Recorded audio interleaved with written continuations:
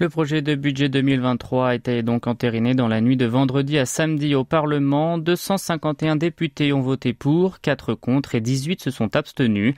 L'accord a été trouvé 22 jours après la date limite initialement prévue le 2 décembre.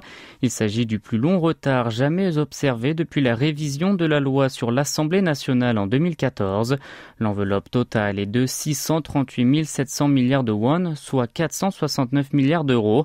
Cela représente 300 milliards de won ou 220 millions d'euros de moins que la proposition initiale du gouvernement.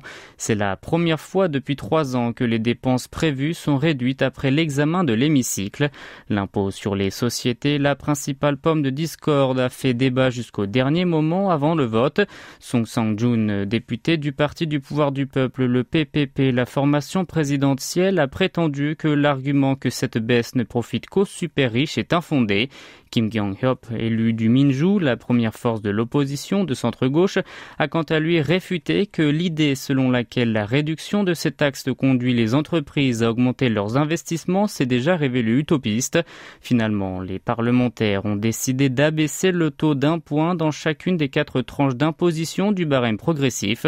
Le parti de la justice, un petit parti progressiste, a pour sa part critiqué que les 2 principaux camps ont bafoué la démocratie parlementaire en négociant entre eux à huis clos. La majorité et l'opposition étaient satisfaites de parvenir à une entente malgré le retard, mais en revanche le bureau présidentiel de Yongsan a fait preuve de son mécontentement sur le projet approuvé. Son vice-porte-parole Lee Jae-myung a déclaré hier que l'exécutif voulait injecter de l'argent pour dynamiser l'économie, mais la première force de l'opposition l'a empêché d'allouer davantage de budget pour le peuple.